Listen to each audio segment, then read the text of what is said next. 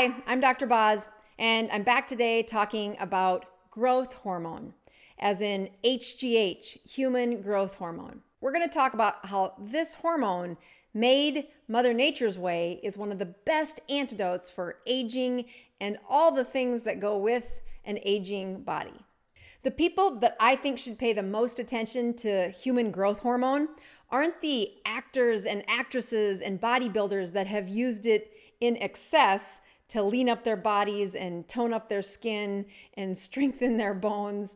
These folks have used it in a way that's actually illegal, but also it's not the best place to be used. I contend that the people in their 60s, 70s, and 80s are the people who need growth hormone. And we're going to talk about how you can get that without an illegal activity. Growth hormone. Growth hormone. It does just what it says it does. It makes things grow. And the popularity mentioned earlier in actresses and bodybuilders and actors has been a wave of underground conversation because it really does have an impact on how the body's metabolism shifts. HGH is an injectable medication. This didn't intimidate the bodybuilders and some of the other advanced athletes from using it, but most of my patients cringe when I ask them to poke their finger to check their blood sugar. So it warded off most of them. Don't worry, this has nothing to do with needles. We're going to show you how to improve your growth hormone, Mother Nature's way. If you go back to medical school, when I learned about growth hormone, it was something that was really high when the body was growing. So teenage years where the length of the bones were expanding, the body's skin was growing, their brain is growing, that adolescent time when our bodies do go from children to adults, that is the highest your growth hormone will ever be. And it is in the business of growing. That teenager that needs to sleep all the time is because the body's demand is high. And the way your body meets that demand is in part due to growth hormone. Growth hormone has the effect on fat cells of opening up the fat cells and releasing energy that's needed to supply the body with fuel to grow. Growth hormone in many ways is the opposite of insulin. Insulin insulates. It locks down fat cells. After the growth spurt that your body goes through in those teenage years, growth hormone naturally declines throughout your life. And the test questions that I took when graduating from medical school solidified the fact that your growth hormone will never rise again. And I'm here to tell you that's just not true. We have seen over and over again how growth hormone can be sparked by shifting the chemistry within your system. Before I teach you about how to do that, let's take a closer look at what growth hormone does. The growth hormone leaves your brain and goes throughout your body. The first thing it does is release a whole bunch of sugar from your liver. That stored sugar acts as a way to wake up the body. It opens up those fat cells, releasing the stored energy found in fat cells, and it stimulates growth of nearly every cell in the body, from your hair to your bones to your skin to your immune system. Growth hormone supplies the signal for the body to grow. All that fat being released from those cells because growth hormone is high, and what do patients feel? They have an increased mood, their metabolism is higher, their thinking is clearer, and they have an improved sex drive. Who wouldn't want more growth hormone, right?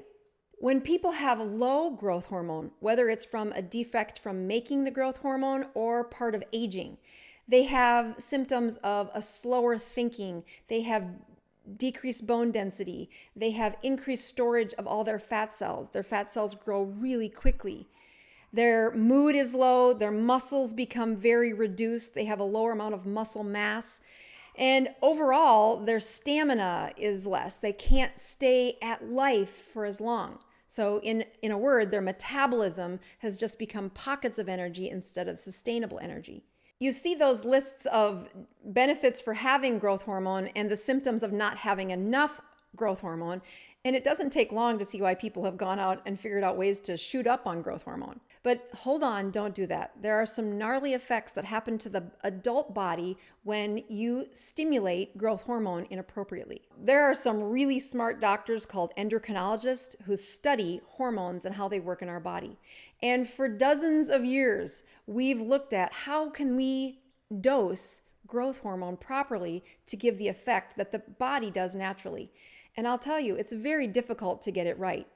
First of all, it's difficult to measure. You inject growth hormone into the body and ask any advanced athlete trying to outsmart the doping police, and they know that growth hormone doesn't last very long. They can inject it and the doping police can't measure it a week later. Having said that, overuse of growth hormone, because of its difficulty to measure, is very easy to do. And the symptoms that show up when you add too much growth hormone to an adult is they kind of act like a teenager. They get a whole bunch of pimples. All right, that's not so bad. Their mood becomes really hostile, like Dr. Jekyll, Mr. Hyde kind of flip. They have impulsive behavior.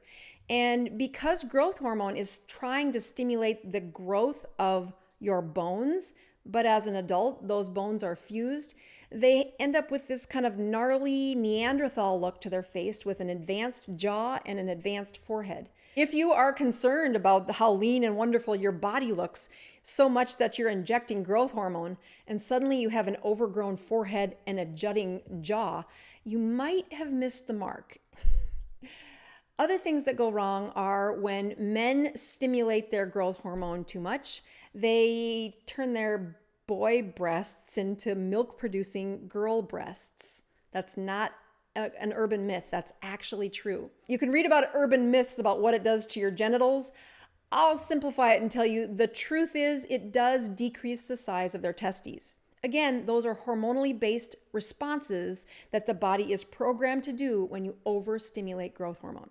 So hopefully that's enough of a deterrent that you don't want to go shoot up with growth hormone. Set aside the fact that it's illegal and it's really expensive. I have a much better way that is the perfect dosing of how to get this growth hormone higher in your body no matter what your age. And the word is fasting. Don't run away. That's not a terrible word. Fasting. Yes, I mean the part where you don't have any food. And if you're trying to start into a fasting cycle and you're coming from a high carbohydrate diet, don't turn to me. It's terrible. When you ask patients to fast and they've been on a high carbohydrate diet, they go through incredible mood swings, a lot of chemistry shifts, and most of them don't make it to 72 hours before they throw in the towel. Instead, I talk about this fasting cycle and growth hormone probably 3 to 4 weeks into somebody being on a ketosis diet. Again, a ketosis diet is high fat, 85% fat is ideal. Those fat fuels will turn from using glucose as your fuel inside a mitochondria to using fat. And that turns up the energy cycle, increases their metabolism, and it dramatically decreases their hunger. People don't believe me when I tell them this at the beginning of the diet. They'll come back 2 to 3 weeks later and say, "Doc, I know you told me that this diet decreases hunger, but I just didn't believe you." However, yesterday, for the first time in my life, I skipped a meal. It's an amazing moment when patients realize that hunger comes from the rise and fall of blood sugars. And in a ketosis diet, your blood sugars stay very stable, which decrease the hunger. That being said, there is a lot of habits that go into why people eat and how often they eat. So in the beginning of the ketosis diet, we start with a pretty typical 2 to 3 meals a day and high-fat foods. But as time goes by, we get them closer and closer to 1 meal a day. Again, it sounds crazy until you've been on this ketosis diet and you accidentally forget to eat.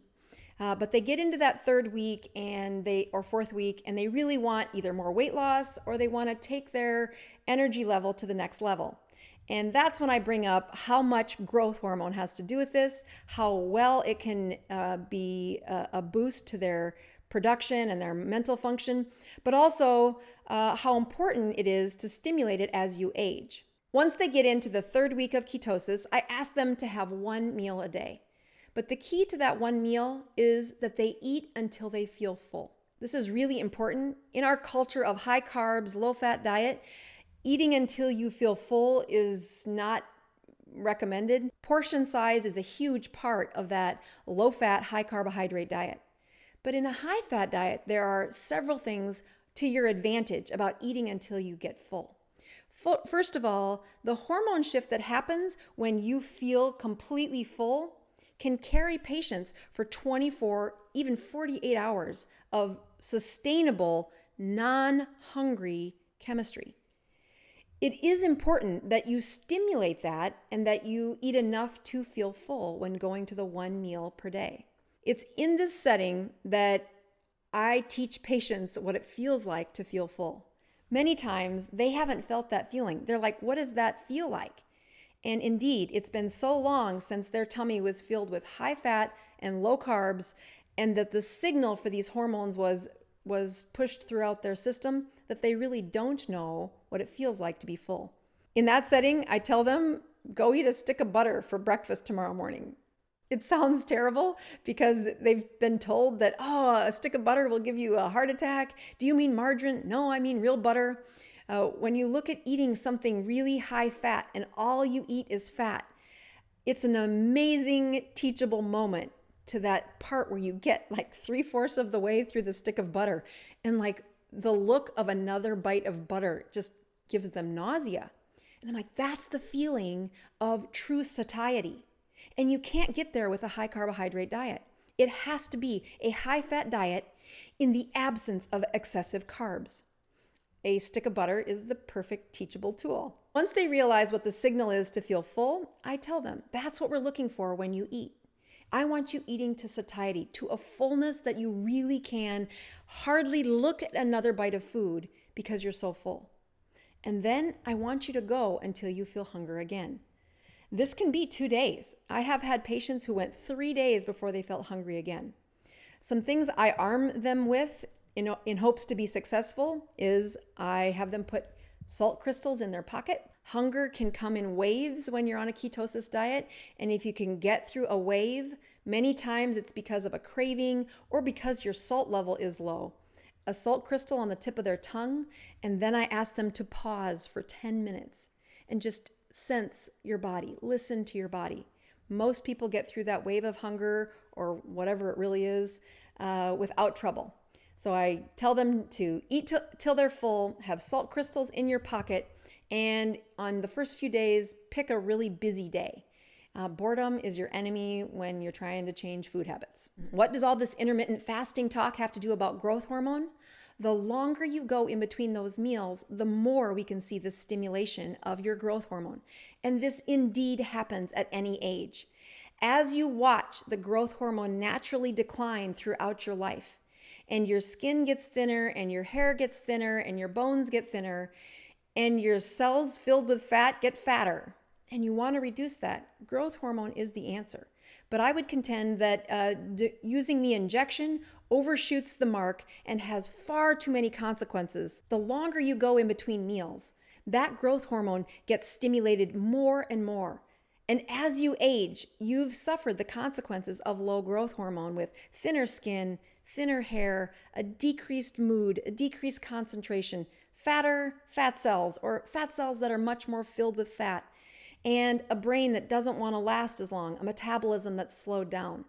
And the textbooks have told you, hey, you can't increase growth hormone after a certain age. That isn't true.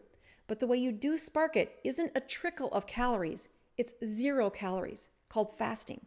Intermittent fasting sparks the body's use of stored fat, and the way you open up those fat cells is through growth hormone. Growth hormone can be awakened. And in my patients on a ketogenic diet, I really push them to do the 1 meal per day for 90 days. What happens during that time is an awakening of how your pituitary gland, that gland in your brain, makes growth hormone and the effect it has on your body. I hope this was helpful. If you'd like more about this diet, take a look at the book that I wrote any way you can, or tune into more videos. I'm signing off. It's Dr. Boz. Hope you enjoyed this.